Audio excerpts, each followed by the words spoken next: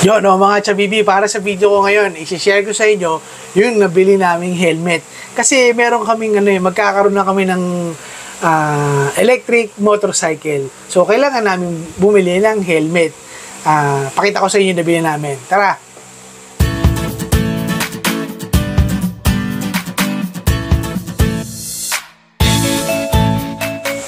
Okay? Ito yung dalawang helmet namin na nabili. Isa para sa akin, at yung isa para sa anak ko at sa asawa ko. So, salitan na lang sila. Kasi, syempre, mas malaki ulo natin kaysa sa kanila. Kaya, buksan na natin. Unahin natin itong isa. Tabi ko lang muna to. Bago pala natin ito buksan, kailangan pala pinipicturean ito. Itong part na to ng package.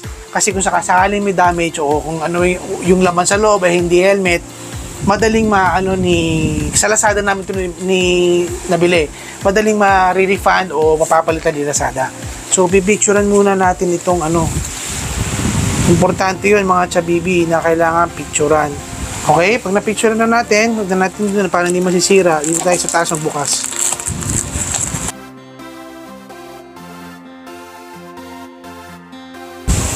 Mga chabibi, ito yung nabili namin na helmet.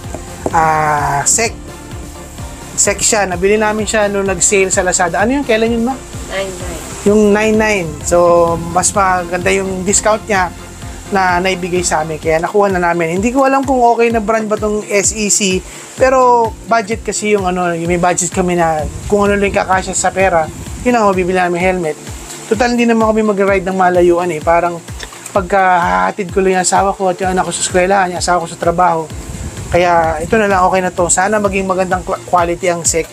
Comment nyo na lang po dyan sa kung okay ba talaga yung quality ng SEC helmets. So pagbukas, meron siyang warranty certificate. Oo, kasi siya, may warranty. Ayun, warranty certificate yan. Tapos meron siyang kasamang visor, clear visor.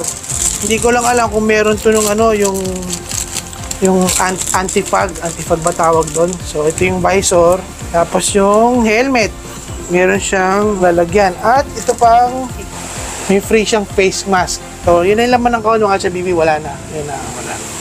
O yung bag niya, may punit dito sa ibabaw, pero okay lang yan. Importante yung helmet ng quality. So bubuksan natin yung helmet. Ito mga chabibi, ang ganda pala nito. Andali, lagyan natin sa pin. Siyempre, bago baka bagas-gasad. Di ba? Yan Wow! Ang ganda. Di ba mga chabibi? Electric bike lang ang gamit namin, pero ganito yung helmet na gagamitin, di ba? Yan, di ba? Importante safe Tsaka mukhang maganda Diba? Ito, to mga chabibi? Modular. Ayan di ba? Tignan nyo, close up, yan Ano bang klase itong helmet na to? Crosstrek helmet ng SEC. Yan, Crosstrek. Ito yung napili ko, blue, kasi paborito kong kulay yan. Tapos, meron siyang white, para mas madaling makita sa gabi. Meron ding black. So, marami siyang kulay. 3 kulay ang halo-halo. Ayan, di ba? Meron pa siyang ganito. Siguro, pag nasisinaga ng araw, nakakatulong din to para hindi masyadong nakakasilaw sa harap. Tapos ito yung visor niya, Tapos meron pa siyang salamin sa loob. So, paano ba to? Ito mga chabibi, parang may adjustan dito. Di ba? Meron siyang sun visor na anti-scratch. Tataas mong gano'n, bababa mong gano'n. Okay? Tapos ito yung paano ba ito tinataas? Ayun. Meron pala siyang ito kasi modular siya mga chabibi. Meron pala siya ditong pindutan. Hihilain nyo, hilain yung ganon. Tapos matataas nyo na, tataas na. Di ba? Parang half face. Parang naging half face, di ba? Tapos yung lock niya, ito meron siyang may booklet siya. Motorcycle helmet guide, yung pala may kasama. Pasensya na kayo mga chabibi, kasi first time lang namin magkakaroon ng helmet na ganito. Hindi namin alam paano buksan. Paano ba ito buksan? Pull. Sabi pull eh. Okay. Okay. Tataas lang pala. Yun mga chabibi, sawan nuub talaga kami dito, sprongklong. Tataas lang pala to para matanggal yung belt. Yan o, yung ano niya, magkakanom. Ngayon susukat natin kung kasya ba. Kasi sinukat lang namin ng tape, yung tape measure. Yung loob niya, mga chabibi ng helmet, yun puro foam o. Yan o, puro foam o. Yan o, diba? Ganda ng loob niya. Natatanggal daw to, hindi ko lang paano tanggalin. Tapos meron siyang lalagyan dito, mga chabibi, yung headphones pagka meron kayo nung yung Bluetooth na na mic. Tapos meron siyang headphones, meron siyang lalagyanan doon sa gilid para hindi umistorbo sa tenga ninyo. Ayan magkabila yan. Malalim siya dito sa part na to so okay. Kasi meron kami ng ganun yung ginagamit namin sa pambike, yun na lang muna ikakabit namin sa ganito. So susukat ko na siya. Masikip pa siya kasi siguro bago pa pero masikip, parang pinipit-pit yung mukha ko.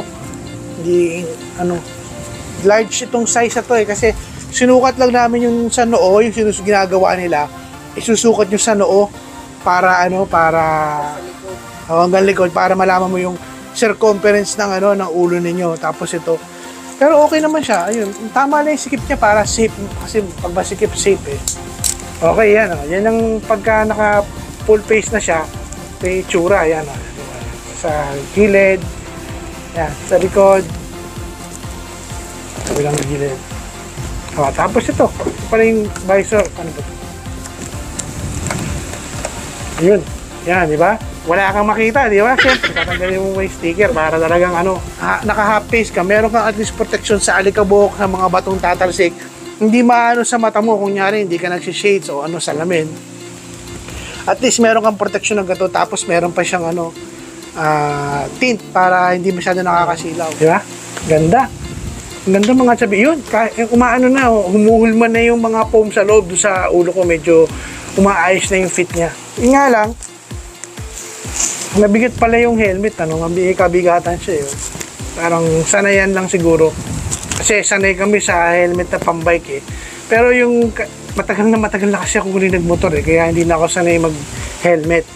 Tapos yung helmet na ginagamit ko, pinapahiram lang sa akin. Ito, first time namin nagkaroon na sarili namin na kami bumili.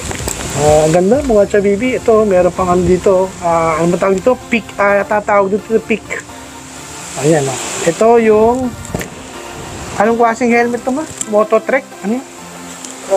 Crosstrek. Ito yung Crosstrek na helmet. So, okay. Diba? Ayan mga chabibi, pag half face. Yan naman yung half face, kitang-kita mo yung mga gilid. Pagka full face pala, medyo limited yung vision mo sa gilid. Hindi mo masyadong kita yung part na to. Ayan.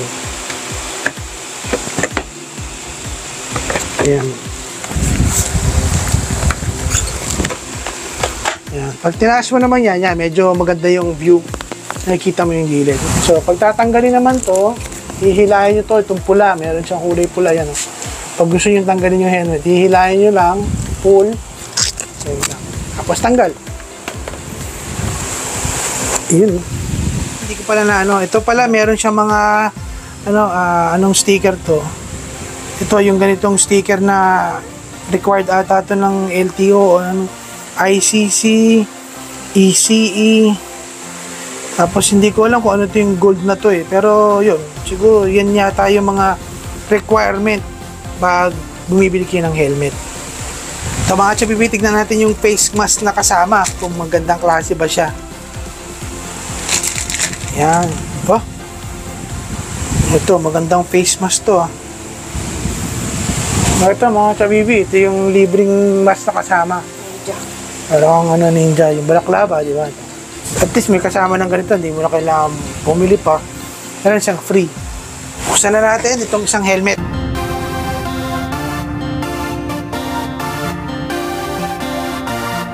Ito mga chabibi, yung sa wife ko naman na helmet. Bili namin to sa mismong official store nila. Ito doon namin nakuha. May kasamang warranty na papel. Warranty certification. Tapos may libre siya ulit visor. Tulad nung isa, may visor. Yung isang ano pala, yung libreng visor para mga chabibi, parang clear. Parang meron siya nung anti-fog. Ah, okay mga chabibi. Napapanood ko lang kasi to eh. Meron siyang anti-fog. Meron siyang card. Wala ko ano yan. Siguro card lang, manual. Tapos ito na yung mismong helmet. Oh, meron din siyang libreng ano, face mask. Yan, may libreng face mask. Wow! Ganda naman ito, ma. Horizon, mga chabibi. Yung helmet na to ay Horizon. Ayan, Horizon. Meron siyang parang spoiler. Yun, no? Spoiler pala, parang spoiler. Tapos ganun pa rin mga chabibi. Modular din to. Tapos, ayun. Ito, nabubuksan, nasasara. Yan, na-adjust mong ganun. Siguro sa pasok ng hangin para din yan. Tapos, yung helmet niya may tint. So, kailangan palitan. Scratch resistant pa rin. Tapos, dahil modular siya, mas maganda yung ano niya, yung bukasan ng modular ano niya. Yung sa chin niya, mas maganda ang bukasan kaysa doon sa isa. Ganun pa rin, meron siyang sun visor para sa protection ng mata. Nandito pa rin yung adjustment sa gilid. Yun, no? Pag gusto mong ibaba o itaas, yan, nandito siya sa gilid. Siyempre, pag bago mga chabibi, di ba? Ingat na ingat tayo. Pero pag naluma na yan, wala, tapon na lang ng tapon kung saan. Yan, no? Angat mong gano'n, yan, bukas. Ganun pa rin yung loob niya. Meron din siyang mas maganda yung ano nito. Lalagyan ng speaker. Ayun, oh. Meron talagang lalagyan ayun sa loob mga chabibi, oh. Nung headset. Ayun, oh, meron siyang ito. Ayan, oh. Diyan nyo ilalagay yung headset. Tapos bahala na kayo ng wiring kung paano nyo papadaanin. Mas maganda ang nito kaysa doon sa isa, yung cross-track ba yun, ma? So, ang gagawin natin, isusukat natin sa asawa ko kung kakasya ba sa kanya yung helmet. Mga chabibi, susukat na ng asawa ko yung helmet na gagamitin niya. Mabigat nga no? Gusto yung 4 wheels na lang. Kasyang-kasya sa kanya mga chabibi. Pasok ba? Yan, mga chabibi, oh. Tapos ibaba mo ito, ma. Hindi. Huwag sa akin eh. Ha? Ikaw magbaba kasi nawawala yung ng camera eh. Ayan, mga chabibi. Oh. Maluwang pa raw sa asawa ko pero sinukot. Maluwang ba? Naiikot ba? Subukang maikot yung helmet. Hindi naman. Ibig sabihin sama lang siya. Tama yan. Ayan. Ayan, pagka Tapos pagka gusto niyang buksan ito, dito, kapain mo. Yan, tataas mo lang. Hawakan mo. Ayan yung visor mga chabibi. Taas po ulit. Yun visor. Tagilid. Side view. Yun side view. Ito yung side view ng horizon. Ito yung back view. Time out. Meron din siya mga yan DOT cert. Ba't yung akin walang DOT certified? Yan tapos meron din siya ng gold. Mas maganda tong kasi may DOT. Kasi ito yung kabilang view. Tapos yun na. Kaya tayo isa sa mga bago nilang model. Yun. Ito isa sa mga bagong model pala to. Yung Horizon. Tama ba yung size? Ano bang size ito sa likod? Talikod nga. Kung yung medium ba na nakalagay? Medium? Ha? Medium? Yung mga chabibi medium nga. Ito mga chabibi, itong Horizon na helmet, meron siyang meron siyang parang film dito sa loob ng visor niya. Ito yata yung anti-fog. So yun, bubuksan yun, open. Hihilahin mo yung film na yun para talagang siya, maging anti-fog siya. Tapos, pag magpapalit ka, ito, di tornilyo siya, iniikot-ikot mo lang siya, parang, actually, hindi ko alam kung paano, pero, ayan, yun, meron siyang tornilyo dito. Para matanggal ata yung anti-fog. Yung sa akin, wala eh. Itong cross-track. Wala, Wala siyang anti-fog. Pero meron siyang, pwede mo siya lagyan. Siguro kukunin ko na lang yung libreng anti-fog dun sa isa, tapos ikakabit ko dito. Total, parang pareho lang naman ata sila ng size ng ng pagkakabitan eh. Basta itong Crosstrek walang anti-fog, pero itong Horizon meron siyang anti-fog doon sa visor. Ayan, ito pala yung presyo niya, oh. 3,600, pero may discount pa yan, di ba? Pero may discount pa kami nakuha dahil sa mga voucher, tapos yung 99 sale pa ni Lazada. Ito naman, si Crosstrek, 4,800 yung presyo niya. Pero meron pa kami nakuha discount. Ang mga chabibi, subukan natin timbangin itong helmet, kung gaano siya kabigat. Ito, 0-0 siya mga chabibi, ha. So, ito na. Mga chabibi, yan yung yung timbang yan. Itong helmet ng Horizon, 164 kg. Ito naman yung timbang nung Crosstrek na helmet. Ayan, 0-0 mga chabibi, ha. So, 1.88 kilograms. Mas mabigat ito, no? Mas mabigat si Crosstrek kaysa doon kay Horizon. Oh, yung mga chabibi, naipakita namin sa inyo yung mga bago naming helmet na gagamitin doon sa aming electric na e-bike, e-motorcycle yun. Sana nagustuhan niyo yung video na to at sana kahit pa paano nakatulong kami sa sa pag konting review dito sa helmet ito. Baka may mga bibili sa inyo na helmet. Ito para sa akin kasi hindi ko naman alam yung ibang mga brands. Siyempre may mga brand na sikat, yung Shoei, yung Bell, ABG, sila yung mga matataas sa brand Napakamahal naman yun pang mga big time yun. Pero ito kahit na budget lang siya, hindi siya ganun pa rin. Quality pa rin yung pagkakagawa nito ng mga helmet na gawa ng SEC. Kung para sa akin lang po ito sa itsura pa lang nila, pwede ko silang i-rate na 10. Ang ganda talaga nila Tapos yung mga materyales, quality, alam mo yung hindi siya pipitsugin kung yung dating niya. Pwede siya makipagsabayan sa mga branded, yung mga mahal na helmet. Okay, maraming salamat sa lahat po ng subscribers namin, sa patuloy yung suporta sa channel po namin, Chubby Bikers. Kita-kits sa susunod ng video. Ingat kayo palagi. God bless sa inyo. Bye-bye!